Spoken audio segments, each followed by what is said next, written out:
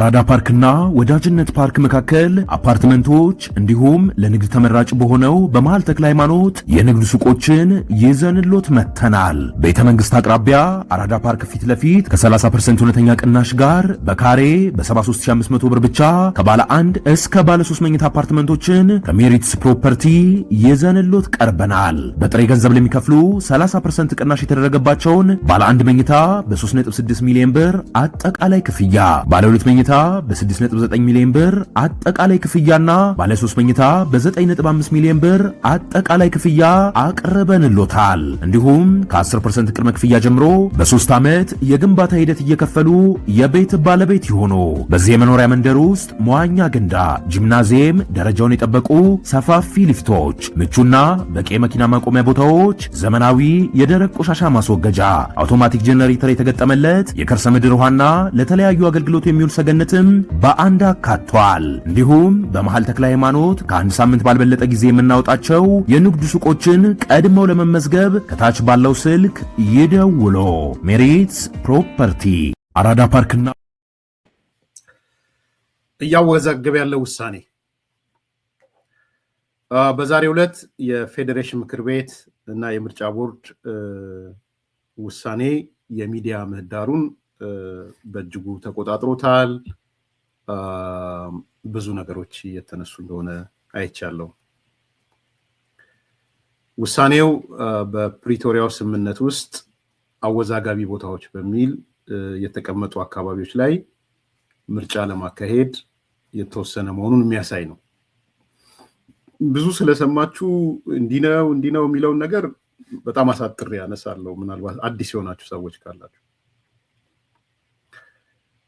የፌዴሬሽን ምክር ቤት ውሳኔ ነው። የፌዴሬሽን ምክር ቤት ውሳኔውን ነው ምርጫ ቦርድ ኢንዶርስ አድርጎ የቀጠለው ማለት ነው። ሶ ቤዚካሊ የፌዴሬሽን ምክር ቤት ውሳኔ ነው። አንዳንድ ሰዎች ወደ ግለሰብ ሲወስዱት አይቻለው። እንደዚህ አይነት ውሳኔዎች ወደ ግለሰብ አይወሰዱም።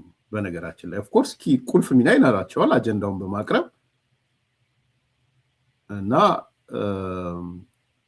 ያው ፖለቲካው እንትን ስለሆነ አገኘው ተሻገር ነው ያገኘው ተሻገር ውሳኔ ምናምን ሲባል አይቼ እንደዛ አይደለም። አሰራሩን ያለማወቅም ችግር ያለ መሰለኝ። ፌዴሬሽን ምክር ቤት ነው የወሰነው እንጂ የፌዴሬሽን ምክር ቤት ጽህፈት ቤት አይደለም የወሰነው። ፕሮሲጀሩን በጣም ግልጹ ነው። የመንግስት ውሳኔ ነው። የአማራ ክልልም ውሳኔ ያለበት ማለት ነው። የአማራ ክልል ተወካዮችም አሉበት ማለት ነው። ጋምቤላም አለበት፣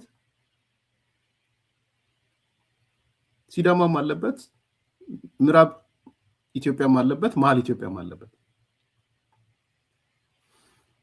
ፕሮሲጀሩ ላይ ፌዴሬሽን ምክር ቤት እንዴት ነው የሚወስነው? የህገ መንግስት ጥያቄ ይላክለታል። በሻ አግዘኝ እዚህ ላይ የህግ ሰውም ስለሆንክ አንድ መጽሐፍም እነግራችኋለሁ የምታነቡት በጣም አሪፍ መጽሐፍ አለ፣ እነግራችኋለሁ። ሰሞኑን የተመረቀ ጥያቄ ይመጣል። ኢትዮጵያ ውስጥ የህገ መንግስት ጥያቄ ከመጣ የህገ መንግስት ጥያቄ ወደ ፌዴሬሽን ምክር ቤት ነው የሚሄደው። እንደዚህ እንደ አሜሪካን ሀገር የምትኖሩ ኮንፊውዝ ከሆናችሁ እንደ አሜሪካን አይደለም። አሜሪካ በየትኛውም ኮርት ላይ ያሉ ፍርድ ቤቶች ላይ የህገ መንግስት ጥያቄ እንኳን ቢሆን ዳኞች ስልጣን አላቸው የመወሰን።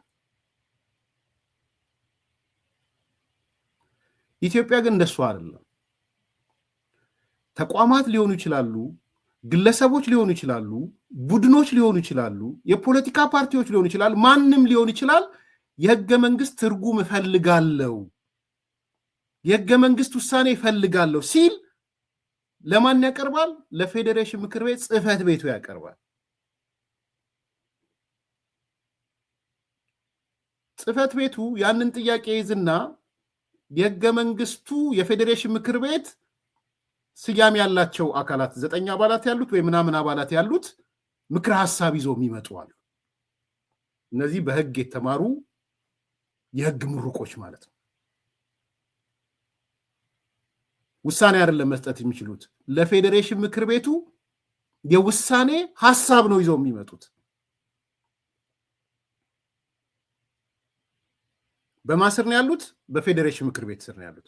ምንድናቸው? ሙያተኞች ናቸው፣ የህግ ሰዎች ናቸው። የመወሰን አቅም የላቸውም። ኬዙ እንደመጣ ጽህፈት ቤቱ ለነሱ ይመራና እነሱ ህግ አገላብጠው ህገ መንግስት አገላብጠው የሀገሮች ተሞክሮ ወስደው ምን ወስደው ምክረ ሐሳብ ይዘው ይመጣሉ። የህገ መንግስት ጉዳዮች ይባላሉ እነዚህ ሰዎች። ቴንክ ዩ በሻ ማለት እንትኑን ፕሮሰሱን የሆነ ወደ ግለሰብ ሲወሰድ ምናምን ስላየው ነው። ይሄ ቦታ ደግሞ አዲስ ኮምፓስ አንዱ ዕውቀት የምትገበዩበት ነው ብያምናለሁ። ምለፋውም ለዛ ነው። ይሄ የህገ መንግስት ጉዳዮች ሙያተኞች ሲቪሎች ባይዘው ሲቪሎች ናቸው። በጣም በጣም ትልልቅ ዕውቀት ያላቸው በነ አቶ መለስ ዘመን እነ ፋሲል ናሆም የነበሩበት ካልተሳሳቱ የነበሩበት በሆነ ጊዜም በጣም በቃ ኢትዮጵያ ውስጥ ያሉ የህግ ዕውቀታቸው የትየለሌ የሆኑ ሰዎች የዛ ኮሚቴ የትየለሌ ስል ማለት ባለው ደረጃ ማለት ነው። ያ ኮሚቴ ህገ መንግስቱን ያጠናል፣ የህገ መንግስቱን አባቶች ውሳኔ ያጠናል፣ የሌሎች ሀገሮች ልምድ ያጠናና ይዞ ይመጣል። ለማን ነው ይዞ መጣው? ለጽህፈት ቤቱ ይዞ ይመጣና ጽህፈት ቤቱ ለማን ያቀርባል? ለምክር ቤቱ ያቀርባል። ምክር ቤቱ ደግሞ ምንድን ነው? ምክር ቤቱ ከእያንዳንዱ ብሔረሰብ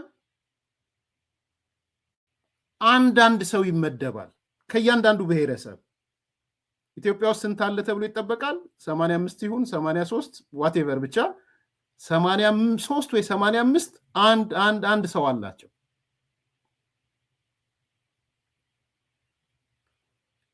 ይሄ አንዳንድ ሰው 85 ሆኖ ይመጣና በየአንድ ሚሊዮኑ ደግሞ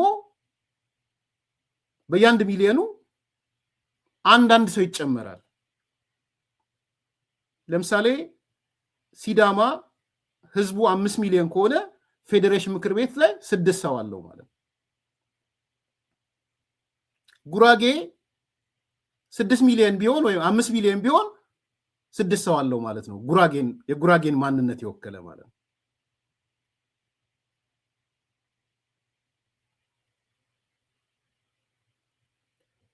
ወላይታ 3 ሚሊዮን ቢሆን ሲደመር 4 ሚሊዮን አለው ማለት ነው። የነዚህ ድምር ውጤት የፌዴሬሽን ምክር ቤት ይባላል። ናው የህገ መንግስት አጣሪ ጉባኤው ሙያተኞቹ ያልኳችሁ ጥያቄው ቀርቦላቸው ሲመረምሩ ይከርሙና የኛ ምክረ ሐሳብ ይሄ ነው ብለው ይዘው ይመጣሉ። ለማን ነው ይዘው መጡት? ለምክር ቤቱ ይዘው ይመጣሉ ማለት ነው። ሁሉም አንዳንድ የተወከለበት በ1 ሚሊዮን አንድ ሰው የተወከለበት ማለት ነው። ለኔም ማዝነው ስለ ፌዴሬሽን ምክር ቤት ስመት ሲነሳ የሚያንቀጠቅጠኝ አንዱ እንዲህ አይነት ትልቅ ውሳኔ የሚወሰንበት ቦታ አዲስ አበባ የለችም አዲስ አበባ። በነገራችን ዛሬ እነጌታቸው በመናደዳቸው ጥሩ ነው። ዛሬ እነ ደብረጽዮን በመናደዳቸው ጥሩ ነው። ዛሬ እነ ጀነራል ታደሰ ወረደ ዱላ ቀረሽ ንግግር ሲያደርጉ ጥሩ ነው። ምን ነው ታዲያ ለ27 ዓመት አሁንም የቀጠለ አይ ዶንት ኖ ሀገራዊ ምክክሩ ይመልሰዋል አይመልሰው አላቅም። እሱ በአዲስ አበባ ጉዳይ ላይ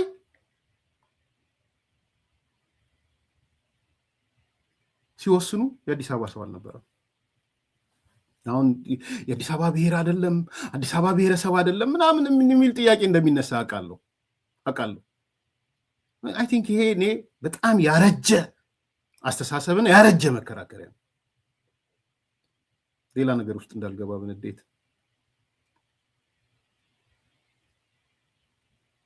ግን ስለ አዲስ አበባ 27 ዓመት ሙሉ አሁንም ጨምሮ አይ ዶንት ኖ ፌዴሬሽን ምክር ቤት በለውጡ ጊዜ ስለ አዲስ አበባ ምን እንደወሰነ ባላቅም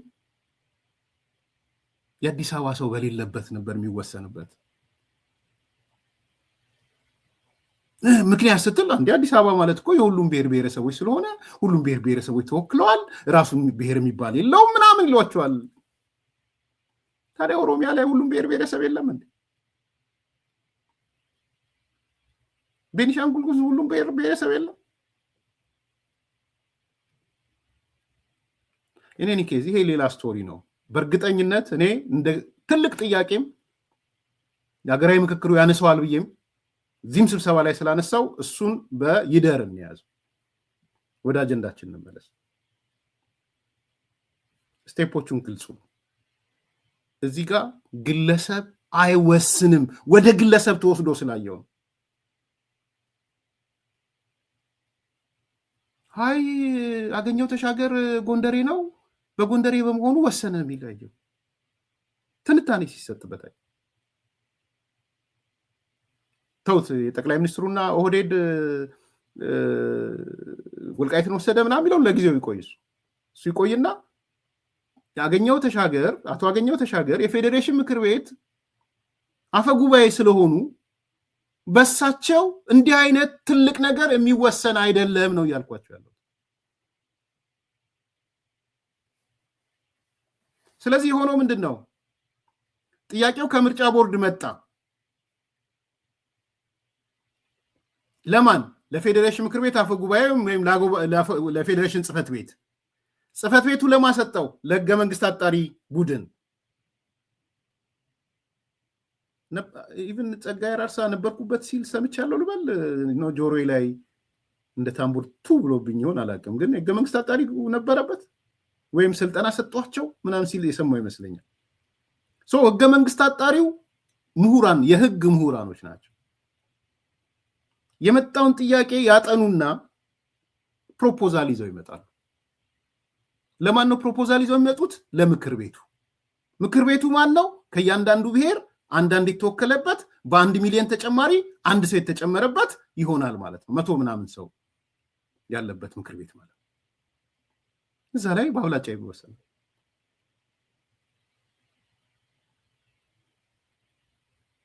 ስለዚህ ህገ መንግስቱ የተተረጎመበት ቦታ ነው ፌዴሬሽን ምክር ቤት።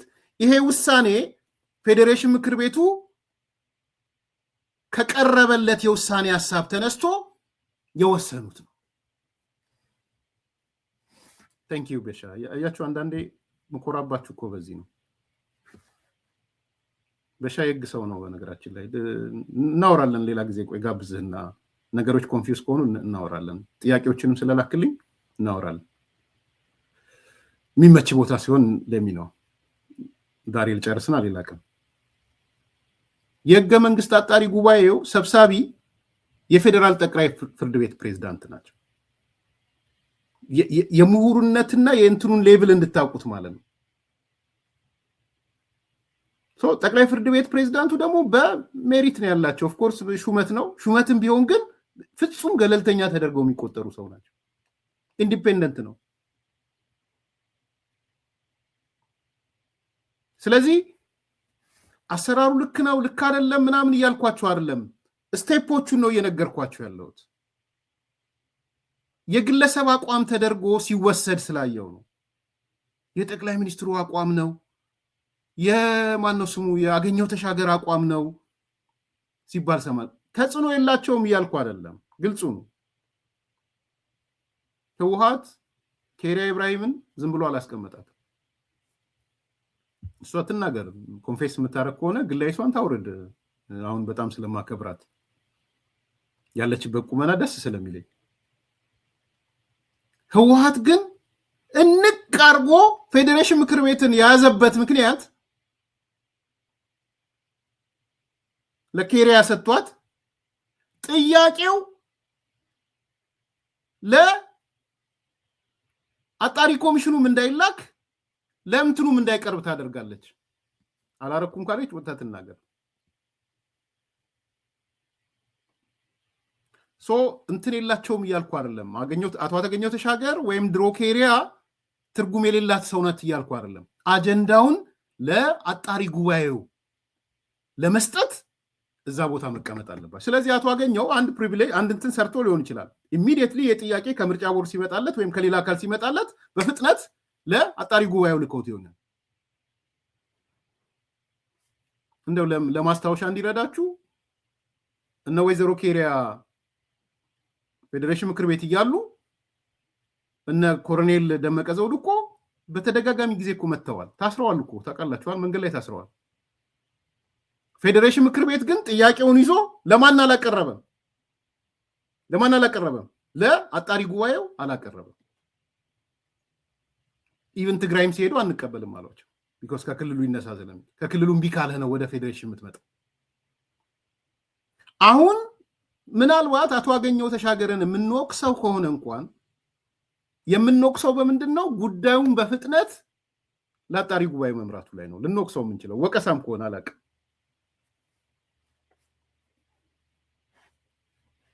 ተረዳችሁኝ? አሁን ስለዚህ የሆነ አካል ከሌና ከሌን ለማጣላት ነው የከሌ ውሳኔ ነው ምናምን የሚሉ አካላቶች የአማራ ክልልም በትንሹ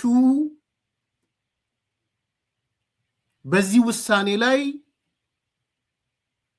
የክልል ምክር ቤቱ ፌዴሬሽን ምክር ቤት ጋር መጥቶ በትንሹ 40 ወንበር በትንሹ አለው። በትንሹ ነው 40 ወንበር አለው። ያው 40 ወንበር ድምፅ ሰጥቷል ማለት ነው። ጉድለቱ ምንድነው? እሱንም ግልጽ አድርገን እንድንሄድ ማለት ፌር እንዲሆን ጉድለቱ ምንድነው? የትግራይ ክልል ፌዴሬሽን ምክር ቤት ውስጥ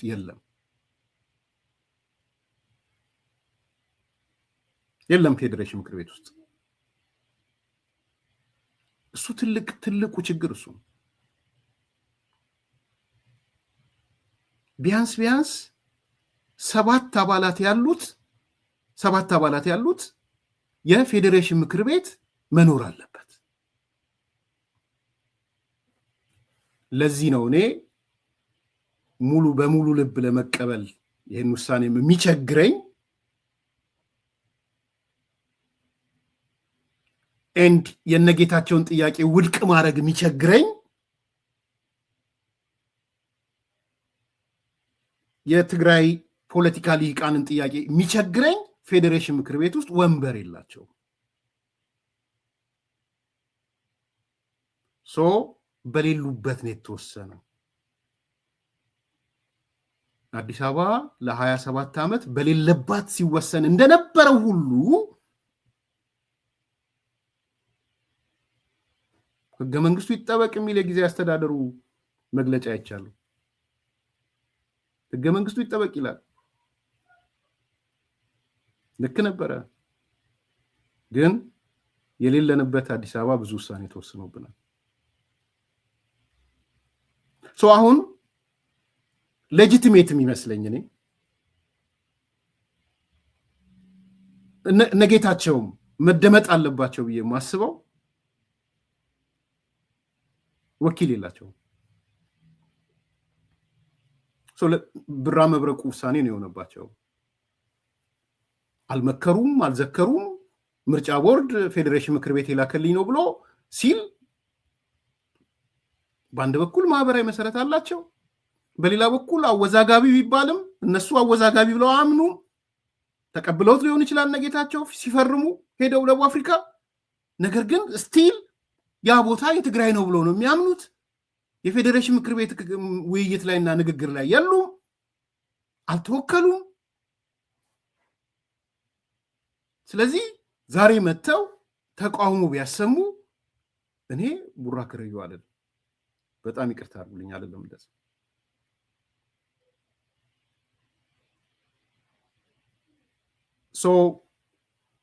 መከራከር ያለብን በእኔ እምነት ጌታቸውን በመስደብ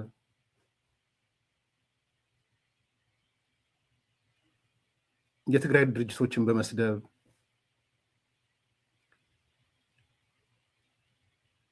ወይም ደግሞ በተቃራኒው የትግራይ ደግሞ እነ አብንን በመስደብ እነ ዶክተር በለጠን በመስደብ አይደለም። ያ አያዋጣም፣ የትም አያስኬድም። በዶክተር በለጠና በአቶ አቶ ጌታቸው መካከል ያለው ሰጣ ገባ ከፍ ተብሎ መታየት አለበት። እንደዛ ሰጣ ገባ ውስጥ ባይገቡም ደስ ይለኛል። ዶክተር በለጠም ከኔ በላይ እዛ ውስጥ ስላለ የትግራይ ሰው ፌዴሬሽን ምክር ቤት ውስጥ በሌለበት ሲወሰንበት ፌር አይደለም።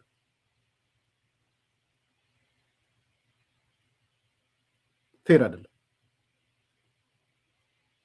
እንደ አንድ ተጎጂ ቅድም እንዳልኩ እኔ የአዲስ አበባ ማህበረሰብ ነኝ ብዬ እንደማስብ ሰው ያ ነው ፊልም ያደረገኝ። ሰባት ወንበርም ቢሆን ዳዝም ማተር እኮ ሰባት ወንበር መሆኑ ምናልባት ሰባቱ እኮ ተናግረው ሌላውን ሊያሳምኑት ይችላሉ። ጄም ሰባት እኮ መሆን አይደለም። የሰባቱ ሰዎች ንግግርና ሳውንድ ሌላውን ሊያሳምን እኮ ይችላል። አይችልም? ዲሞክራሲ ማለት እሱ አይደል? በክርክር መሃል ምናልባት አንዱ አካል ጌታቸው ሆኖ እዛ የሚያቀርበው ጀስቲፊኬሽን ሌላውን እኮ ሊያሳምነው ይችላል። ሰባት ምናምን መሆን አይደለም።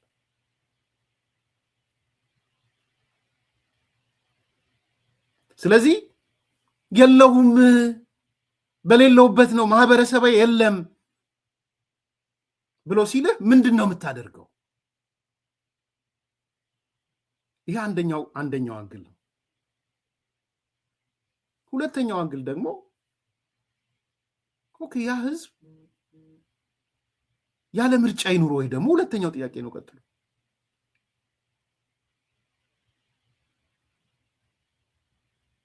ያለ ምርጫ ይኑር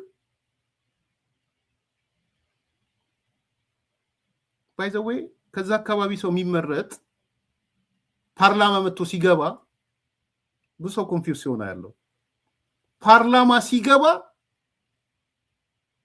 the moment ፓርላማ እንደገባ ወኪልነቱ የአካባቢው አይደለም። ታውቃላችሁ ይሄን ሲያደናብረው ያለው ኦፍ ኮርስ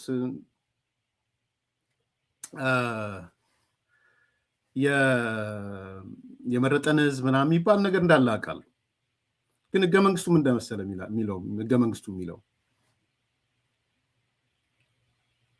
ፓርላማ እንደገባችሁ ለሶስት ነገር ነው ተጠያቂ የምትሆኑት። ለሶስት ነገር ነው።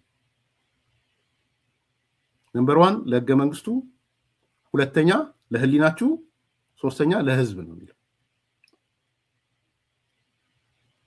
the moment ፓርላማ ስትገቡ የኢትዮጵያ ወኪሎች ናቸው። ከጎጃም ስለሄድ ከጎጃም ጉዳይ ስራ አስፈጻሚ ወይም የጎጃም አይደለም። የኢትዮጵያ ጉዳይ ላይ ነው የምትወስነው። ድምጽም የምሰጠው የኢትዮጵያ ጉዳይ ላይ ነው። በኢትዮጵያ ጉዳይ ላይ የሚወስን ሰው ማጣት አለባቸው ወይ ደግሞ ለነጌታቸው ማቀርበው ጥያቄ ነው። ጥያቄ ምን አጠፋ ህዝብ? ተፈናቃይ አልመልስም ያለው ቲፒኤልኤፍ ተፈናቃይ ቢመልስ እነዚህ ሰዎች ተፈናቃዩን ገብቶ ምርጫ ተካሂዶ ያሉት 5 ወንበሮች የተጠቀሱት ፓርላማ ከሄዱ በኋላ የኢትዮጵያ ጉዳይ ነው የሚመለከቱት። የኢትዮጵያን ህግ ነው የሚያጸድቁት ሚሽሩት።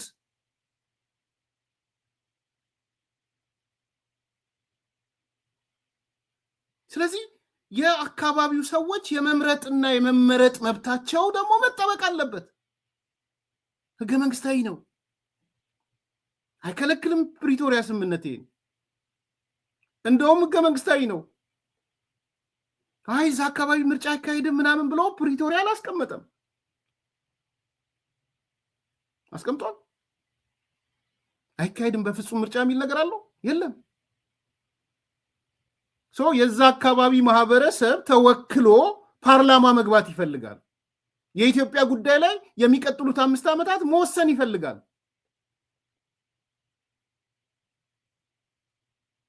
እዛ ውስጥ እንዳይገባ ያደረጉት ቲፒኤልኤፎች ሆም ብለው ተፈናቃይ እንዳይመለስ አደረጉ።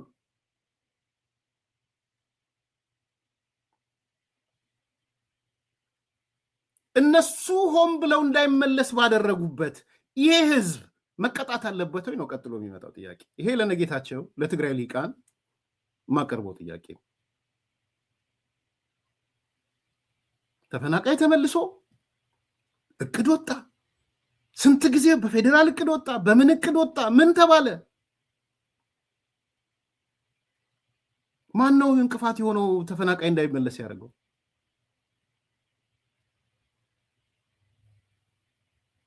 ቅድም እንዳነሳሁት እነዚህ ሰዎች ተወክለው የሚመጡት የአካባቢውን ወክለው፣ ነገር ግን ከመጡ በኋላ ተጠያቂነታቸው ለሶስት ነገር ነው። ለሶስት፣ ለህዝብ፣ ለህሊናቸውና ለህገ መንግስቱ። ከዛ በኋላ መጥተው የጎጃም መንገድ እንዴት ሆነ? ስንት ኪሎ ሜትር ነው?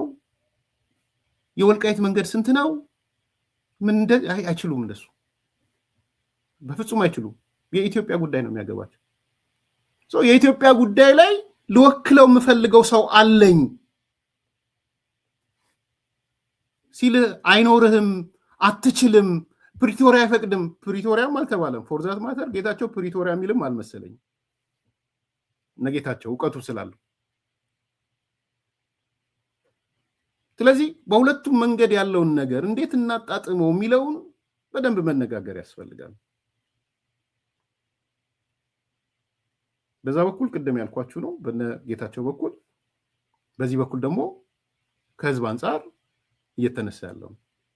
ስለዚህ እኔ ነምበር 1 ውሳኔውን ወደ ግለሰብ መውሰድ አግባብ አይደለም። አቶ አገኘሁ ተሻገርም አይደለም፣ ጠቅላይ ሚኒስትሩም አይደለም። ፌዴሬሽን ምክር ቤት ነው። የፌዴሬሽን ምክር ቤት ፕሮሰስ ደግሞ ቅድም ነገርኳችሁ። ነምበር 2 የትግራይ ወኪል የለም። ሰው ወኪል በሌለውበት ብሎ ሲጠይቀኝ ምንድን ነው የሚለው ደግሞ መልስ የለኝም ብያቸዋል። ነምበር 3 መወከል አለብኝ፣ በአገር ጉዳይ ላይ ልወከል ይገባል። ቲፒኤልኤፍ ተፈናቃይ እንዳይገባ ስላደረገ እኔ ለምንድን ነው ከፌዴራል ውክልና የሚወጣው ፓርላማ ውክልና የሚወጣው ለሚለኝ ጥያቄ ደግሞ ሌጂቲሜት ጥያቄ ነው።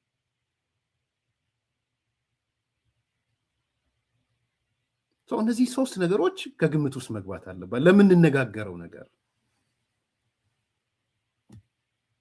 ከዛ በተረፈ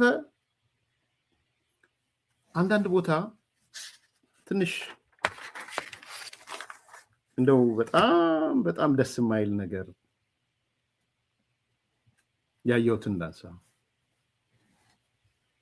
ኦህዴድ መሬቱን ሊቆጣጠር ነው።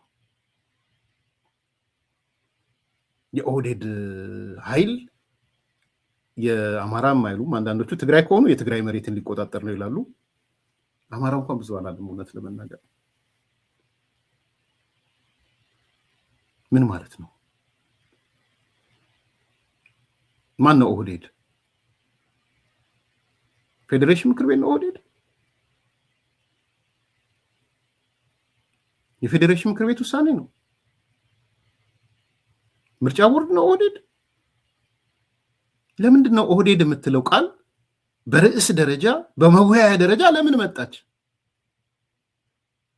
ይሄን ያልኳችሁ the so called ኦህዴድ ማለት ኦሮሞ ማለት ነው። ልንገራችሁ፣ ይሄን በግልጽ ተናግሬያለሁ። የቲቪም ላይ ሰምታችኋል። ሊሳደቡ ሲሞክሩ አንዳንዶች አይቻሉ። ኦህዴድ የብዕር ስም ናት። ኦህዴድ የውስጥ ያለውን መርዝ እንዳትመለከቱ የተቀባች ማር ናት።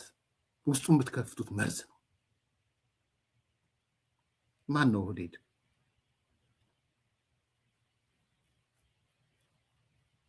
አገኘሁ ተሻገር ነው ኦህዴድ ከሆነ እንኳን አገኘው የምትሉ ከሆነ 40 ምናምን ድምፅ ያወጣው የአማራ ክልል የፌዴሬሽን ምክር ቤት አባላቶች ናቸው ኦህዴድ። አያችሁ፣ ይሄ ነው። እኔ ትላንትና የሄድንበትን መንገድ መሄድ የለብንም። ህወሓት በሚባል ስም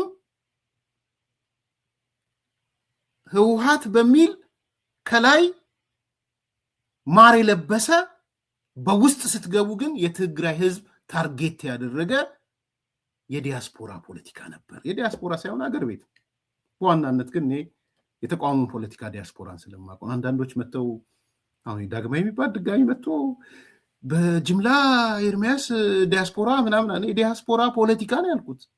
የት ነበርክ ዳግማዊ የምትባል ሰው ባይዘው የዲያስፖራ ፖለቲካ አሁን አይደል ብቅ ብቅ ያልከው? ጠፍተህ አይደል የከረምከው? ጋዜጠኛ ነኝ የሚላል ሁሌ ይጽፋል እኔ ላይ የዲያስፖራን በጅምላ ኤርሚያስ ተናገረ ምናምን ይላል። የት ነበርክ?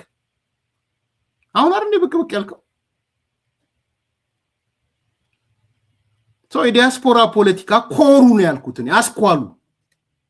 ስለ ብዙሃኑማ እንዴት እናወራለን? ዲያስፖራ ስላለው ማጆሪቲውማ ላይፉን የሚኖር እኮ ነው ዲያስፖራ። አስኳሉ ግን የተበላሸ አስኳል ነው። ሁለተኛ ይሄ ኃይል ኤክስፒሪየንሱን አንስቻለሁ። ህወሓት ሲል የትግራይ ህዝብ እያለ ነው። ምትቀበል ተቀበል፣ ማትቀበል ተው። እኔ ያለፍኩት ኤክስፒሪየንስ እሱን እንዳይደገም ምሰራውም እሱን።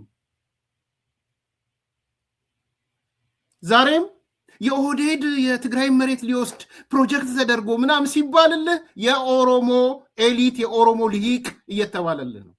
ቆይን የሻቢያ ፕሮጀክት ነው ይሄ። ማን ነው ባለተራ ማለት ይሄ ነው። በነገራችን ላይ ያ ጽሁፍ እሱ ነው።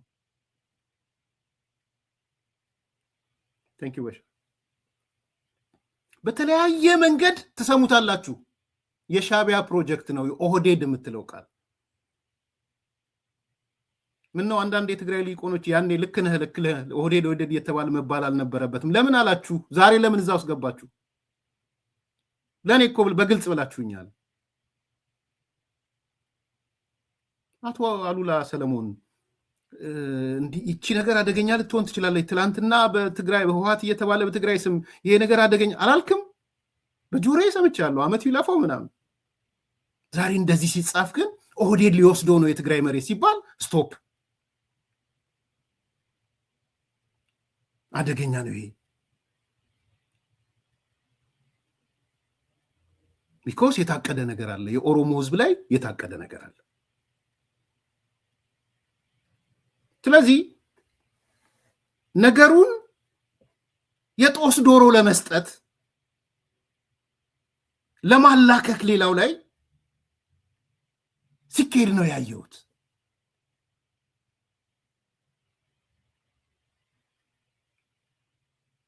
ይሄ ነገር አደገኛ እንደሆነ አውቃለሁ።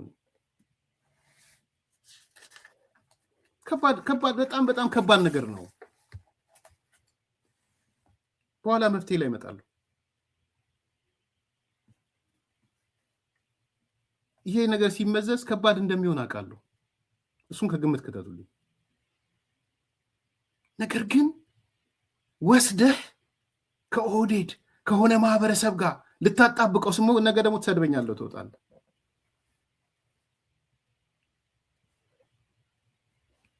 እኛ ደግሞ በግልጽ ይሄ ፕሮጀክት የሻቢያ ፕሮጀክት ነው ብለን እንናገራለን።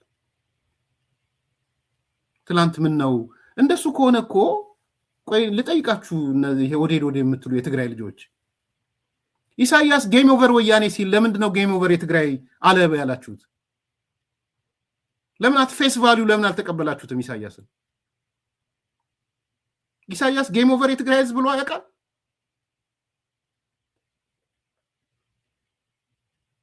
ያውቃል? ጌም ኦቨር የትግራይ ህዝብ፣ ጌም ኦቨር የኦሮሞ ህዝብ፣ ጌም ኦፍ ኮርስ ጫካ ያለ አማራ ብሏል። ጨቋኙ አማራ ብሎ ከአማራ ውጪ ማህበረሰብ ጠርቶ ጌም ኦቨር ያለበት አለ? ምን ነው ታዲያ? ያንዴ ጌም ኦቨር ወያኔ ማለት ኢኳልስ ቱ ጌም ኦቨር የትግራይ ልሂቅ ነው የትግራይ ህዝብ ነው ለምን አላችሁ? ይሄ ታዲያ ለምን ስተረጉሙት ለምንድን ነው አሁን እዚህ ጋር ኦህዴድ ስትሉ ይሄም ማለት ነው የሚለውን ለምን አልወሰዳችሁ? ቢኮስ እናንተም ከሻቢያ ጋር አብራው ናችሁ። ታርጌታችሁ የኦሮሞ ህዝብ ስለሆነ እኔ ነው የምነግራችሁ። ግን እዚህ ልብ ያለው ልብ የኦሮሞ ሊቃን ልብ በሉ። አሁን ኦነግ ወይ ምናምን ይመጣና ከኦሮሞ ህዝብ ለማጣላት ምናምን እነ ጀዋሪ ከኦሮሞ ህዝብ ለማጣላት ምን አይሏቸዋል። ውስጣቸው ግን እንደሱ አይደለም። they know ማ ታርጌት እንደተደረገ ያውቁታል።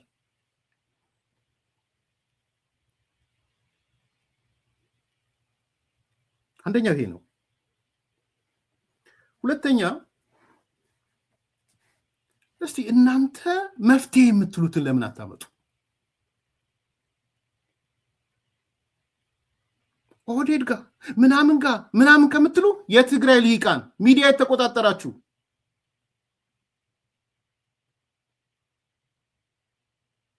አንዳንዶቻችሁ ቦልዶ ናችኋል። ጥሩ ነው። ምንድነው መፍትሄያችሁ? አምጡ መፍትሄው። ለምን ትደብቋታላችሁ? ጽምዶ ይፈርሳላ። የትግራይ ልሂቅ ሆነ ሚዲያ የተቆጣጠርክ ወይም በሌላ መልኩ ያለህ ለምንድነው ቦልድ ሆነህ የዚህ ነገር መፍትሄ ይሄ ነው ብለህ ለምን አትልም? ጽምዶ ይፈርሳላ። እነ ጌታቸው እኮ ይሻላሉ። ለኔ ምርጫ ወዳደራል አይወዳደርም ምናምን ብዙ ጉዳይ አይደለም እሱ። እነ ጌታቸው ግን በሰላማዊ መንገድ ምዕራብ ትግራይ የሚባል የትግራይ ነው ብለን እናምናለን፣ ያኛውም ትግራይ የኛ ነው ብለን እናምናለን። ግን ይህን የምናስመልሰው በሰላማዊ መንገድ ነው። ይሄን የሰላማዊ መንገድ አስተጓጎለብን ነው። እኔ ሰከንደሪ ነው ምርጫ እንሳተፋለን አንሳተፍም ምናምን የሚለው ብዙም ትርጉም የለኝም። ምርጫው ሰው ደጋግመ ኦህዴድ ያቢ ካርድ ቴንክ ዩ ሳሚ ያቢ ካርድ የመጨረሻው ያቢ ካርድ የተመዘዘችው ያቢ ካርድ ከምትል ምንድነው መፍትሄ? ጻፍና አምጣ፣ ተናገር ባንደበት እና አሉላ ይሻላል። በግልጽ መጥቶ ብልጽግና ጦርነት እንዲቀየር አይፈልግም፣ ተፈናቃዮች ይመለሱ፣ ምዕራብ ትግራይ ህገወጥ መዋቅር ይፍረስ፣ ምዕራብ ትግራይ ወደ ትግራይ ይመለስ ይሻላል። በቃ አሁን ከአሉላ ጋር ተነጋገሩ። ሌሎቻችሁ ምሳሌ ሰጠሁት፣ ሌሎቹንም ስለወሰድኩ በቃ ቦልድ ነው ይሄ። እኔ አንተን ብሌም የለኝም፣ ጥያቄ የለኝም። አንተን መሰል ሰዎች ጋር ጥያቄ የለኝም። ቢኮስ ግልጽ አስምረህ ጽምዶም ከመጣ ምዕራብ ትግራይ የትግራይ ነው፣ የትግራይነትን ተቀበልና ፌዴራል መንግስት የምትሆን ካልሰጠህን ምዕራብ ትግራይን ጦርነት እያዋለድክ ነው። እንደሱ በሉ እናውጡ።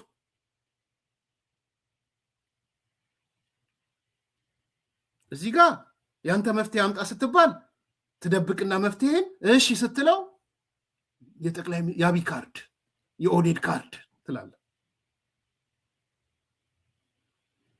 ምንድነው የአቢ ካርድ? ያንተ የተሻለ ካርድ ለምደው ካርዱን የማታቃጥልበት ምነው እስከዛሬ ጽምዶ እያልክ ኖረ? ካርድ ማቃጠል አቃተ? ተጣምረ የለ እንዴ? ለምን አታቃጥለውም ካርዱን? እንደዚህ የምታስብ ከሆነ አቃጥለው፣ ካርዱን ጆከሩን አቃጥለው። እኔ አግዛለሁ እንድታቃጥለው። ያንተ የምታመጣው መፍትሄ ነው ብዬ ካሰብኩ አግዛለሁ።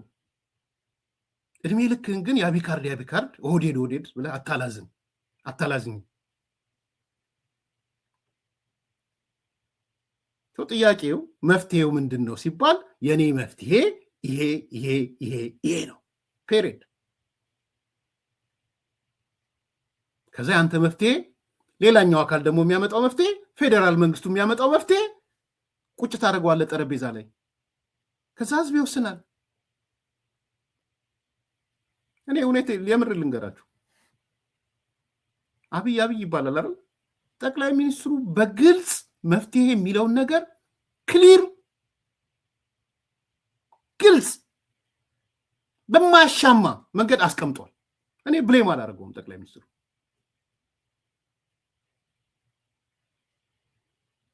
ከአንዴም ሁለቴ ከሁለቴም ሶስቴ ትቀበለዋለህ አትቀበለውም ሌላ ጉዳይ ነው። በመሪ ደረጃ ግን ጠቅላይ ሚኒስትሩ ያስቀመጠው መፍትሄ ነው ወይ? የተሻለ መፍትሄ ይዘናል። 30 ጊዜ አሰምቻቸዋለሁ። የትግራይ ሰዎች ከመቀሌ መጥተው የተሰበሰቡለት ጌታቸው ረዳ በተቀመጠበት ወልቃይት ምናምን ሲያነሱለት የወልቃይት መፍትሄ 1 2 3 አለቀ። ፓርላማ መጣ። ቀጥሎ ተነሳ። የፓርላማ ላይ የኔ መፍትሄ ነው 1 2 3 4 አለቀ። ድጋሚ ሰሞኑን ፓርላማ መጣ። የቅርብ ጊዜ ነው፣ ሾርት ሜሞሪ አይደለም። 2 ወር የማይሞላው 1 ወር የማይሞላው የወልቃይት ጉዳይ፣ የምዕራብ ትግራይ ጉዳይ፣ የትግራይ ጉዳይ የሚፈታው በተለይ ወልቃይት ስለተነሳ ይሄ ነው። ምኑ እንደደበቀ ምኑ ነው ካርዱ? አንድ ነገር እኮ ካርድ ነው ጆከር ነው ስትል ሰዎች ደብቀው ሲጫወቱብህ ነው። this is my የኔ መፍትሄ ነው 1 2 3 4 አምጣ አንተ አምጣ። ለምንምታሽ ነው የሰው ካርድ ምናምን እያልክ አይሰራም ከሆነ ደግሞ የጠቅላይ ሚኒስትሩ መፍትሄ አይሰራም ካልክ ያንተ የተሻለ መፍትሄ የሚያግባባ ሁለቱም ማህበረሰብ የሚያቀራርብ ንገረን። የትግራይ ሊቅም ንገረን፣ የአማራ ሊቅም ንገረን። ጠቅላይ ሚኒስትሩ ካመጡት መፍትሄ ውጪ የኔ መፍትሄ የተሻለ ነው የምትሉትም ማለት ነው።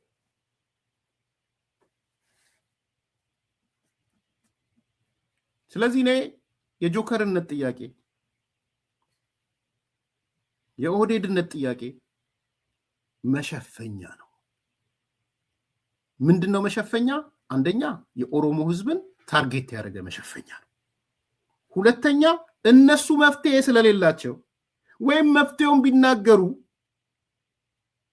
የትግራይ ሆኖ ጽምዶ የፈጠረው ሰውዬ ወደ ትግራይ ግባ ምዕራብ ትግራይ ቢል ያኮርፍበት ነው።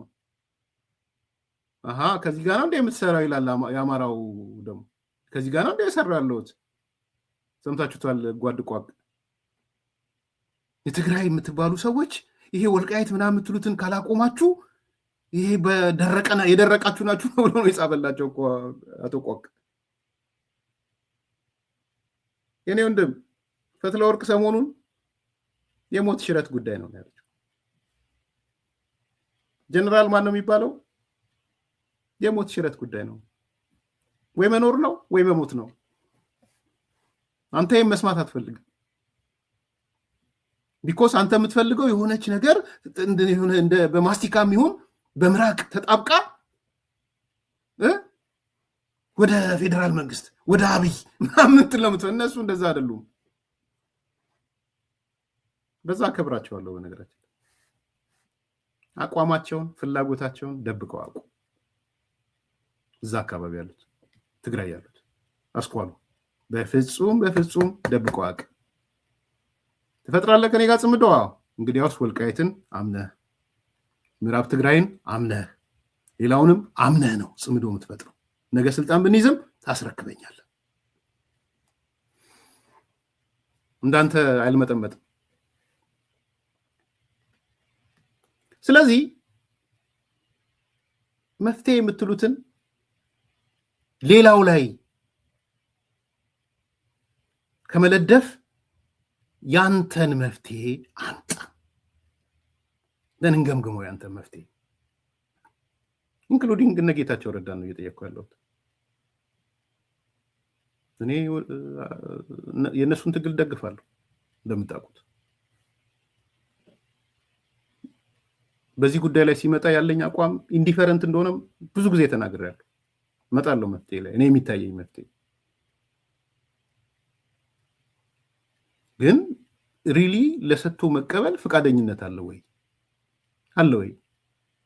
እንዴ? ከኢሳይ የባህር በር ምናምን የሆነ ነገር እያልን ሰጥቶ መቀበል እንባባል የለ እንዴ? በሀገር ውስጥ የውስጥ ጉዳይ ሰጥቶ መቀበል ውስጥ መግባት ለምንድን ነው የሚከብደን? ያውም ወሰን በሚባል ድንበርም አይደለም ወሰን ነው። አብሮ የሚኖሩ ህዝቦች ናቸው።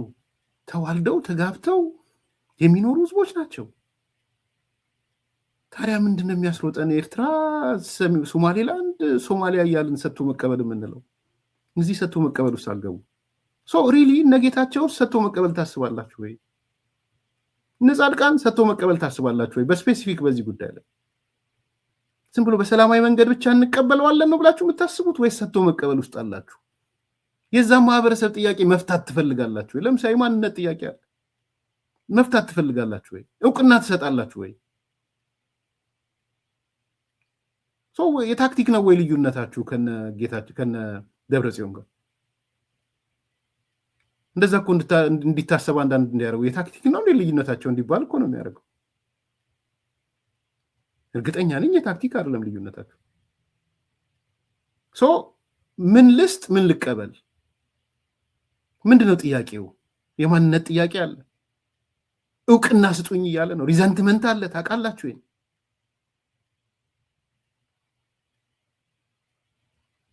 አማራውን በተመሳሳይ የማንነት ጥያቄ አለው። ትግራዩ አብሮ ተዋልዶ ነው የኖረው። ተወደደም ተጠላም አካባቢው ላይ ሰፍሮ እየኖረ ነው አገሬ ብሎ። እውቅና ትሰጡታላችሁ ይላል። እናንተም ሰጥቶ መቀበል እሱ ነው።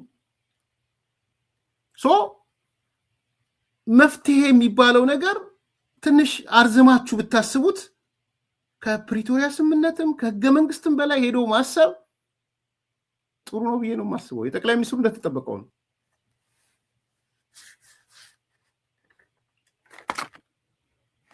እንዳልኩት አንድ በመንግስት ስልጣን ላይ ያለ አካል ባለው ጁሪዲክሽን በስልጣኑ ክልል ውስጥ ሊናገር ስለሚችል እንደኔ ኦፕን ሆኖ ሊናገር አይችልም። እኔ ግን አውት ኦፍ ዘ ቦክስ ነው እየተናገርኩ ያለሁት። አሁን ጠቅላይ ሚኒስትሩ ምናልባት ለሀገራዊ ምክክሩ ልኮ ካልሆነ በስተቀር አውት ኦፍ ዘ ቦክስ መናገር እንደኔ አይችልም። አውት ኦፍ ዘ ቦክስ ከተናገረማ ህግ የለም ማለት ነው። እዛ ጋር ከሳጥን ውጭ የምታስብ ከሆነ ሳጥኑ ያስቀመጠልን ህግ ነው፣ የግዴታ ነው። እኔን ብትጠይቁኝ አውት ኦፍ ዘ ቦክስ ነው ማስበው ለዚህ ጉዳይ። ከሳጥን ውጭ ማሰብ፣ ከህገ መንግስት በላይ ማሰብ፣ ያልተሄደበትን መንገድ መሄድ።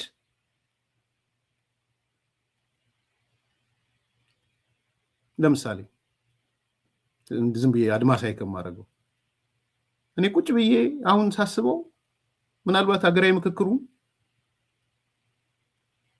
ፌዴራሉ የሚቆጣጠራቸው መሬቶች ቢኖረው ደስ ይለኛል።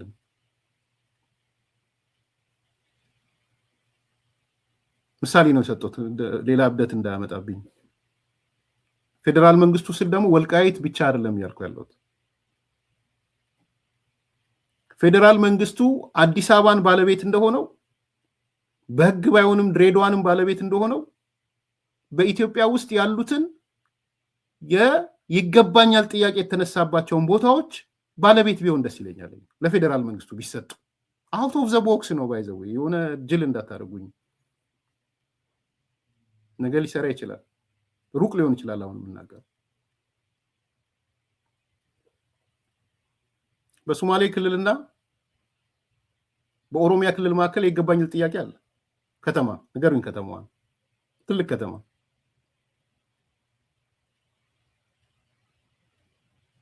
ፌዴራል መንግስቱ ይሰዳት። ሁለቱም ፈቅደው ይስጧት። ፌዴራል መንግስቱ ይስጧት ማለት እኮ አዲስ አበባ የት ሄደች እንዴ? ምን ሆነች አዲስ አበባ? የአፋርና ሶማሌ ከተማ ከሆነ የሚከራከሩባቸው ቦታዎች አሉ። ከተማ ይሁን አሁን እርግጠኛ ስላልሆንኩ ነው። ፌዴራል መንግስቱ ይረከባቸው። ፌዴራል መንግስቱ ህገ መንግስቱ ተቀይሮለት መሬት እንዲኖረው፣ ህዝብ የሚያስተዳድረው ህዝብ እንዲኖረው ይደረግለት። ያው አዲስ አበባ ላይ ህዝብ አለው እኮ አዲስ አበባ ላይ። አሁን ብዙ ጊዜ ፌዴራል መንግስቱ ህዝብ የለውም የሚያስተዳድረው መሬት የለውም ምናምን ሲባል እሰማለሁ። ግን ህዝብ አለው፣ የአዲስ አበባ የሚባል ህዝብ አለው። ታዲያ አዲስ አበባ ህዝብ የማህዝብ ነው፣ የፌዴራሉ አይደል? መቼም የኦሮሚያ ነው እንዳትሉ፣ ወይ የኔና ነው እንዳትሉ፣ የአማራ ነው እንዳትሉ፣ የአዲስ አበባ ህዝብ የፌዴራሉ ህዝብ ነው በህገ መንግስቱ መሰረት። ስለዚህ እኔ ትንሽ አውት ኦፍ ዘ ቦክስ የማሰብ ነገር ቢመጣ በአማራ ክልልና በቤኒሻንጉል መካከል ያለ ሲሪየስ ኮንፍሊክት የማንነት ካለ ፌዴራል መንግስቱ ይውሰደው። በተለይ ከተሞች ከሆኑ ደግሞ አሁን ከተሞች ላይ ፎከስ ያደረገ መንግስት ስለሆነ ዳይናሚክ የሆነ ቼንጅ ነው የሚመጣው። አሁን ሳየው ተሽቀዳድመ ፌዴራል ቢወስደው የምትላቸው ማለት ከተሞች አሉ። በትግራይና አማራ ክልል ማከል ያለ የማንነት ጥያቄዎች ካለ ፌደራል መንግስቱ ያስተዳድረው።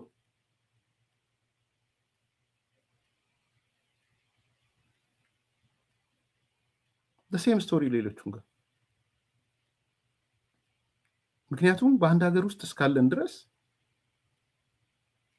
እንዲህ አይነት ጭቅጭቆች በየቀኑ የሚሄዱ ከሆነ ብሔር ፖለቲካ ውስጥ ካልተቀየረ ድረስ ሲቀየር ይቀየራል፣ አደረጃጀት ሲቀየር ይቀየራል። ሌላ ኢን ዘ ሎንግ ራን እስከዛ ድረስ ግን በተለይ ከተማ የሆኑ የማደግ ተስፋቸው ትልቅ የሆነ ግን ደግሞ ኮንፍሊክት ያለባቸው ምን አለ ማን ድሬዳዋ ህገ መንግስታዊ እንዳልሆነ ታውቃላችኋል። ድሬዳዋ ህገ መንግስታዊ አይደለም። ድሬዳዋ የህገ መንግስቱ ላይ ድሬዳዋ የፌደራሉ አይደለችም። በነገራችን ስንቶቻችሁ እንደምታውቁ አላውቅም። ፎር ሹር አሁን የሚመጣው ሀገራዊ ምክክር ውሳኔ ያመጣል ብዬ አስባለሁ።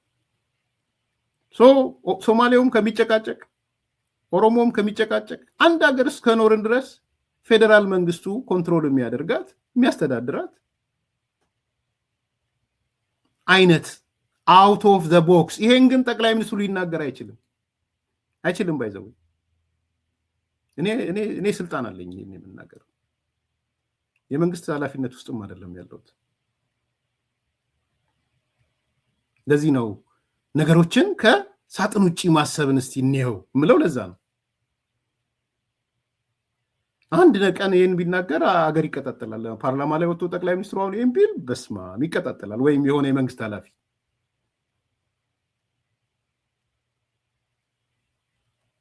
ስለዚህ እንደዚህ አይነት ጥያቄዎችን የምንመልስበት ከሳጥን ውጪ ያለ ሌላም እኮ የተለየ ሌላ የሳጥን ውጪ ሐሳብ ሊኖር ይችላል።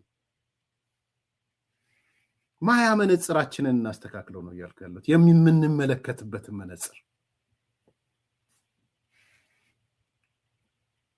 ምክንያቱም ችግሩ በተፈጠረበት መንገድ ሄደ መፍትሄ አታበጅም ነው የሚለው አይደል አልበርት አንስታይን። ችግሩ በተፈጠረበት የብሔር ፖለቲካ መንገድ ሄደ፣ በብሔር ፖለቲካ መንገድ መፍትሄ አታገኝ። እንደዚህ ነው ብሌሚንግ የበዛው፣ የጦስ ዶሮ የበዛው። ለዛ ካርድ አለው ጠቅላይ ሚኒስትሩ፣ የጠቅላይ ሚኒስትሩ ካርድ ኦህዴድ ሊወስዶ ነው ምናምን የተባለው ለዛ ነው፣ የብሔር ፖለቲካ ላይ ስላሉ። ስለዚህ እኔ ከሳጥን ውጪ እናስብ፣ እስቲ እዚህ ላይ እንነጋገር እንጂ እኔ ነጌታቸው ምርጫ መሳተፍ አለመሳተፍ የምናምን አይደለም። የእነሱንም ችግር ያላይዝ አደርጋለሁ፣ ይገባኛል። እኔም እነሱ ጫማ ውስጥ በሆን እንደሱ ነው የማደርገው። የዶክተር በለጠም ቢሆን ይገባኛል። እኔም እነ ዶክተር በለጠ ጋር ቢሆን እሱን ነው የማደርገው። በሁለቱ መካከል ያለውን ኮምፒቲሽን ወይም በሁለቱ መካከል ያለውን ንግግር ሁለቱንም እኔ ብሌም አላረግም። ሁለቱንም ማላረገው ለቆሙበት ማህበራዊ መሰረት ዴሊቨር ማድረግ አለባቸው።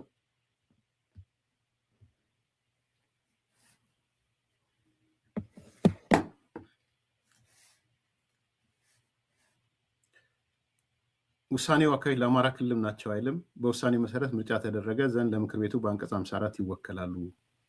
ለፌዴሬሽን ግን 1 ሚሊዮን ሲደመር አንድ ተወካይ መወከል ይችላል። የወልቃይትን አካባቢ በፌዴሬሽን ውክልና እንዴት ይሆናል? በየትኛውስ ክልል ስም ተወከሉ መቀመጫ?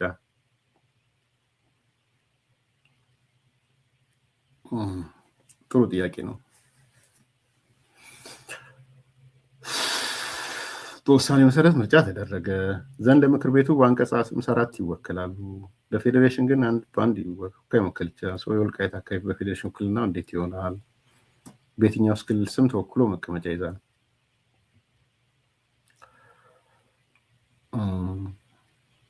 ያው እኔ አውት ኦፍ ዘ ቦክስ የሚለውን ነገር ውሰዱልኝ።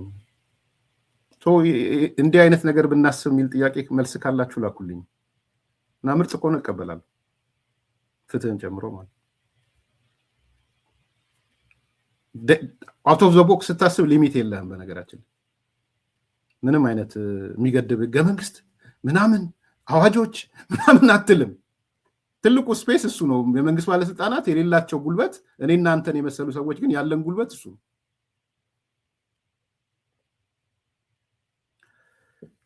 በሌላ በኩል ግን ፌዴሬሽን ምክር ቤት መልስ ስለሌለኝ አይደለም። በነገራችን ላይ ፌዴሬሽን ምክር ቤት ብሔሮችን ነው የሚወክለው፣ ብሔረሰቦችን ነው የሚወክለው። ስለዚህ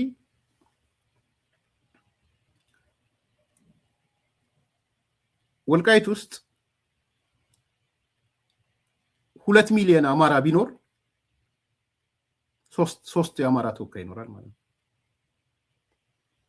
ወልቃይት ውስጥ 2 ሚሊዮን ተጋሩ ቢኖር 2 ተጋሩ ይሄዳል ማለት ነው ፌዴሬሽን ምክር ቤት ውስጥ። ምክንያቱም የሚወክሉት ክልሉን አይደለም ብሔሩን ነው የሚወክሉት።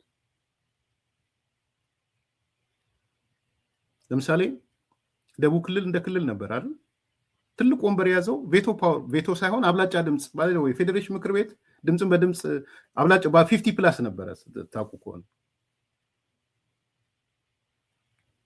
የደቡብ ክልል ሁሉም 8ቱም ክልሎች ወስነው ደቡብ ክልል ድምጽ አልሰጥም ቢል አያልፍም ነበር ፌዴሬሽን ምክር ቤት ላይ ታውቃላችሁ። የ8ቱ ክልሎች ውሳኔ ደቡብ ክልል ካልወሰነ ውድቅ ይሆናል። I'm not saying veto power ያልኩ አይደለም፣ veto power አይደለም፣ አብላጫ ድምጽ ነው። አብላጫ ድምጽ ነው የነበረው። ለምንድን ነው የሆነው ይሄ? ምክንያቱም ደቡብ ክልል ላይ ማአት ብሔረሰቦች ስላሉ በየብሔረሰቡ ሲወከሉ ብዙ ሆኑ። ተረዳይ then 26 ሚሊዮን ወይም 30 ሚሊዮን ከሆነ የደቡብ ክልል በዛ ቁጥር መጠን ይመጣል። ወላይታው 5 ሚሊዮን ቢሆን 6 ሰው ይዞ ይመጣል። ሲዳማው 5 ሚሊዮን ቢሆን 6 ሰው ይዞ ይመጣል። ሌላኛው 3 ሚሊዮን ቢሆን 4 ሰው ይዞ ይመጣል። then ማጆሪቲው ፌዴሬሽን ምክር ቤት ውስጥ ማን ሆነ? ደቡብ ክልል ሆነ። ስለዚህ 8ቱም ክልሎች በሆነ ጉዳይ ላይ ወስነው ደቡብ ክልል እንደ ክልል ተቀምጦ የውሳኔው አካል አልሆነም ቢል ያልቃል፣ አይጸድቅም። ለምንድን ነው የሆነ? የብሔረሰቦች ውክልና ወይም የብሔሮች ውክልና ስለሆነ ነው ፌዴሬሽን ምክር ቤት ውስጥ። ስለዚህ ወልቃይት ላይ ላነሳው አይ ዶንት ኖ ስንት ሚሊዮን ሰው እንደሚኖር አላውቅም። እሺ እንደሚባለው 1 ሚሊዮን ተፈናቀለ ምናምን ስለሚባል 1 ሚሊዮን አለ፣ 2 ሚሊዮን ተጋሩ፣ 3 ሚሊዮን አማራ ቢኖር አይ ዶንት ኖ ያው ፕላስ ምናምን ስላለ ከአማራው 3 ይሄዳል፣ ከተጋሩ 3 ይሄዳል፣ 6 ሰው ይመጣሉ ማለት ነው ወደ ፌዴሬሽን ምክር ቤት። ይሄ ነው የሚሆነው። ሁለተኛ ፓርላማ ነው። የፓርላማው ቅድም ባነሳውላችሁ ነው። ሰዎች ለመጡበት አካባቢ አይደለም ተጠሪ የሚሆኑት። ልክ ዘሞመንት ፓርላማ ሲገቡ ለህዝቡ ነው ተጠሪ የሚሆኑ፣ ለህዝባቸው፣ ለህዝብ፣ ለህገ መንግስቱና ለህሊናቸው። እዛ ጋር ችግር የለውም። ፌዴሬሽን ምክር ቤት ላይ የሚያመጣው ጣጣ የለም። ለኔ ግን እኔ ኤርሚያስን ከጠየቀኝ ፌዴሬሽን ምክር ቤት ትልቁ አገራዊ ምክክር ሪፎርም ማድረግ ካለበት ትልቁ ቦታ ፌዴሬሽን ምክር ቤት ነው ወንድሜ።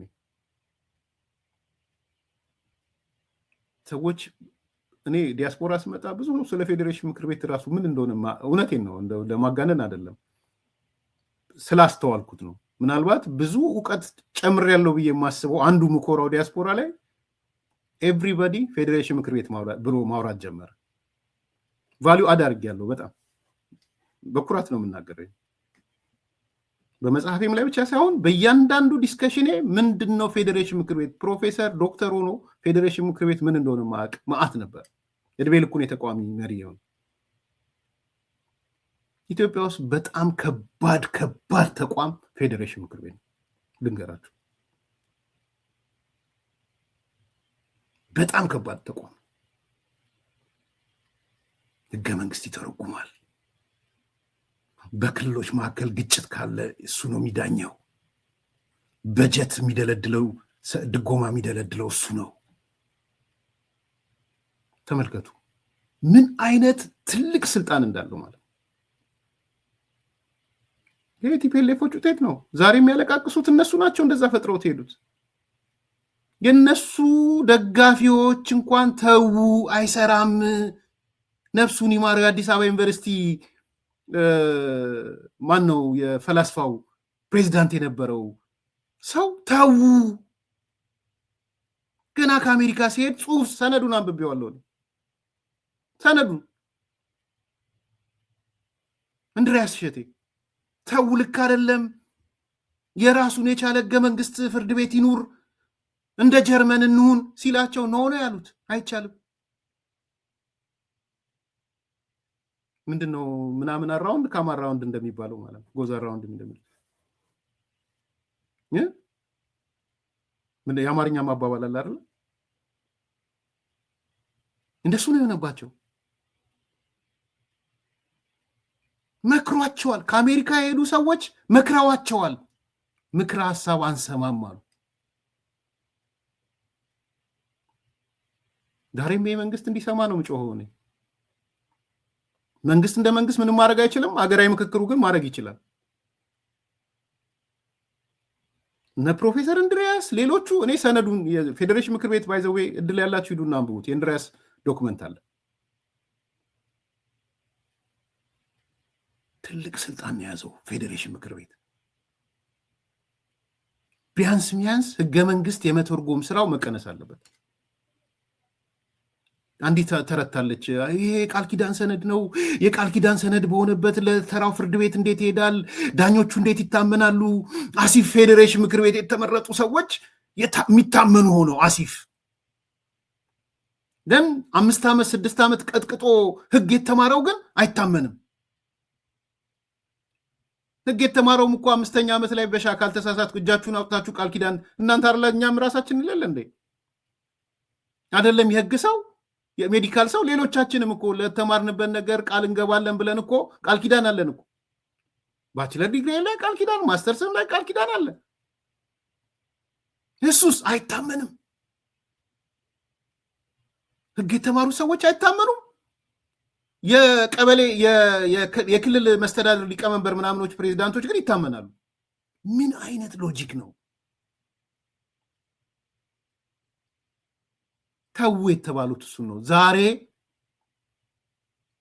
በሰፈሩት ቁና መሰፈር አይቀርም ነው የሆነባቸው ለቲፒኤልኤፎች። መዘዙ የትግራይ ህዝብ ስለሆነ በሰፈሩት ቁና ነው የተሰፈሩት። ሶ ኢዝ ኖት ኢዚ። ፌዴሬሽን ምክር ቤት ቀላል ተቋም አይደለም። ሌላ ጊዜ እናወራለን። እንግዳ ይዤ እመጣለሁ። በዚህ አጋጣሚ ይህ መጽሐፍ አንብቡት። የዳኛ ፍሬህይወት መጽሐፍ ነው። ሰሞኑን ትላንት መቼ ዕለት ነው የተመረቀው አዲስ አበባ ዩኒቨርሲቲ። በጣም ቻፕተር 16 17 18 3 ቻፕተር ስለ ፌዴሬሽን ምክር ቤት ነው የሚያወራው። 3 ቻፕተር። አንደኛ አናሳዎቹ እንዴት አናሳ ይላል። ኦኬ ህዳጣን እንዴት ተወከሉ የሚል አንድ። ሁለተኛ ፌዴሬሽን ምክር ቤት ህገ መንግስቱን በመተርጎሙ ምክንያት የተፈጠረ ችግር ይላል። ሶስተኛ ከፌዴሬሽን ምክር ቤት ህገ መንግስት መተርጎምን እንዴት እናስወጣው የሚል 18 ቻፕተር 18 ላይ ካድሬ የታመነ አሚን ካድሬ እኔ ኔጌቲቭ ስሜት የለኝም። በሻባ ይዘው ሶሪ የጻፍኩት ካድሬ የታመነ ህግ የተመረቀው 5 ዓመት አይኑን አድክሞ የተማረው ግን አይታመንም በኢትዮጵያ። ጥሩ ነጥብ ያነሳል ዳኛ ፍሬህይወት ገጽ 126 ላይ ምን ይላል መሰል። በዚህ ላጠቃለሁ። አሁን የተፈጠረችው ነገር እንዴት እንደምትመሳሰል ልንገራችሁ።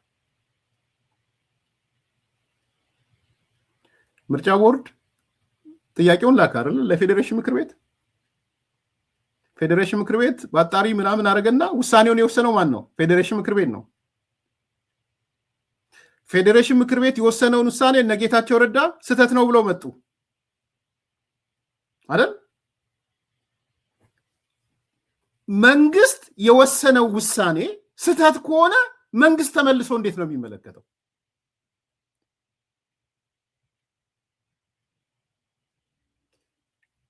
ገብቷችኋል እያልኩ ያለሁት? መንግስት ወሰነ። መንግስት ነው ፌዴሬሽን ምክር ቤት። እነ ጌታቸው ልክ አይደለም ይቀልበሳሉ። ይቀልበስ የሚለውን ጥያቄ መልሰው ለመንግስት ነው የላኩት። ሰው መንግስት ሲያጠፋ ያጠፋው አካል ሊወስን ነው አመጣው። ግን ምንድነው መሆን ያለበት? ምንድነው? መንግስት አጠፋ አይደለ? መንግስት ነው ያጠፋው። አጠፋ ብለን ማለት ልክ ነው ልክ አይደለም የሚለው ክርክር ውስጥ አልገባ ነው ባይዘው። ከነጌታቸው አንፃር ስተት ነው፣ ከነ ዶክተር በለጠ አንፃር ደግሞ ትክክል ነው፣ ከሌሎችም ሌሎች አንፃር ትክክል ነው። ሰው እኔ ስተት ተሳስተዋል እያልኩ አይደለም። እዛ ላይ መልስ ቅድም አንስቻለሁ። በነጌታቸው ሳይድ ያለውን አንስቻለሁ፣ በነ ዶክተር በለጠ ሳይድ ያለውን አንስቻለሁ። አሁን ግን እነ ጌታቸው ረዳ ወይም የትግራይ ልሂቅ ወይም ኢቭን ክልሉ መንግስት ተሳሳተ ይቀልብሰው ብለው መግለጫ ወጡ። ይግባኝ ጠየቁ ማለት ነው። ሶሪ ይግባኝ የለውም ይቀልብሰው አሉ። ማን ነው የሚሰበሰበው ለዚህ ጉዳይ? ራሱ ፌዴሬሽን ምክር ቤት። መሆን ያለበት ምንድን ነው? እነ ጌታቸው ፋይላቸውን ይዘው ፍርድ ቤት ይሄዳሉ።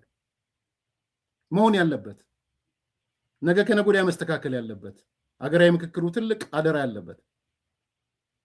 ከዛ መንግስት የወሰነው ውሳኔ ፌዴሬሽን ምክር ቤት ማለት ነው ስህተት ነው ብለው ፍርድ ቤት ይከሳሉ። ፍርድ ቤት የኢትዮጵያ ችግሩ ምንድነው? ኢንተርፕሬት የሚያደርገው የህግ አውጪውን ነው። ፌዴሬሽን ምክር ቤት ደግሞ ከሞላ ጎደል ከፊል ህግ አውጪ ነው።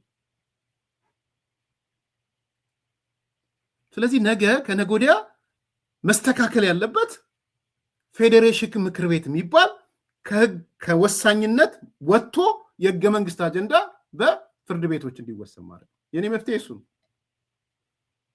ካልሆነ ግን መንግስት አጥፍቶ ተመልሶ መንግስት ቁጭ ብሎ የሚያይበት እንትን ፌር አይደለም። እሱን ነው የሚያነሳው ዳኛ ፍሬህይወት አንዱ ቻፕተር 17 ላይ 17ኛው ቻፕተር። በዛ ደረጃ እንድታዩት ነገሩን ጥልቀት ይዩት። ስትመለከቱ ደግሞ በሰፈሩት ቁና መሰፈር አይቀርም እንዳይባል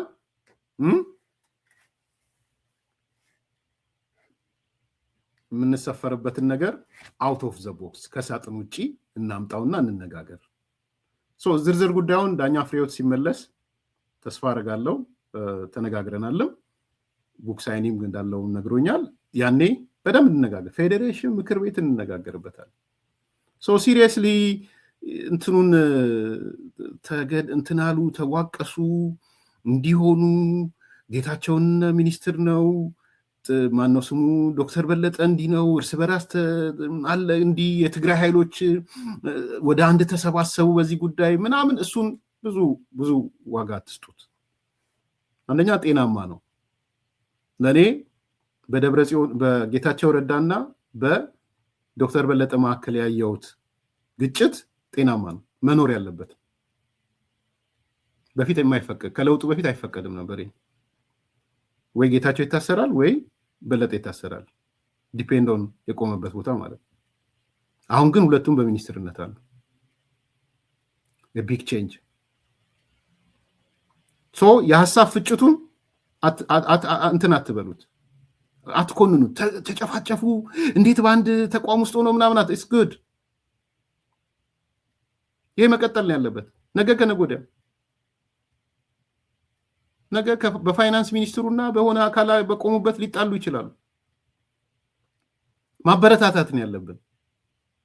ሁለተኛ ይሄ ትግራይን ሊቃና ተሰበሰቡ አንድ ላይ ጌታቸው ከነ ደብረጽዮን ተሰባሰበ፣ ሌሎቹም ተሰባሰቡ ምናምን የሚለው አደገኛ ነው። ለነጌታቸው በተለይ አደገኛ ነው። ነገሩ ታክቲካል ነው ለካ የሚባል ነው የሚያስብልባቸው። እኔ ብዬ አላምንም። ታክቲካል አይደለም። አንተ እዚህ ሆነ እንደዚህ ሆነ፣ አንተ እዛ ሄደ እንደዚህ በላይ አይነት የባድ ካፕ ጉድ ካፕ ጌም አይመስለኝም። እነ ጌታቸው እነ ጻድቃን ባድ ካፕ ጉድ ካፕ ለመጫወት ፍቃደኛ አይመስሉኝ ከማየው ነገር ተነስቼ። ስለዚህ የሆነ ነገርን ሰብስቦ ወደ አንድ ቅርጫት እየመጡልን ነው አይነት ስብከት ብዙ የሚጠቅም አይመስለኝም። ስለዚህ ለኔ አውት ኦፍ ዘ ቦክስ በሁለቱም በኩል ታስቦ ሰጥቶ መቀበል ታስቦ ያኛውም ለዛኛው ምን ዕውቅና ልስጠው፣ የኛውም ለዚህኛው ምን ዕውቅና ልስጠው ጠቅልዬ ወስጄ ዜሮ ሳም ጌም ሳይሆን ከስምምነቶቹም ባሻገር ከህገ መንግስቱም ባሻገር በሰጥቶ መቀበል ውስጥ ማሰብ ለሁለቱም ለጌታቸውም ለነ ዶክተር በለጠም እንደ ድርጅት ሪፕሬዘንት ያደረኩት ድርጅት መሪዎች ስለሆኑ ነው። በዛ ደረጃ መታሰብ አይ ቲንክ ወደፊት ያስኬደናል ብዬ ነው ማስበው።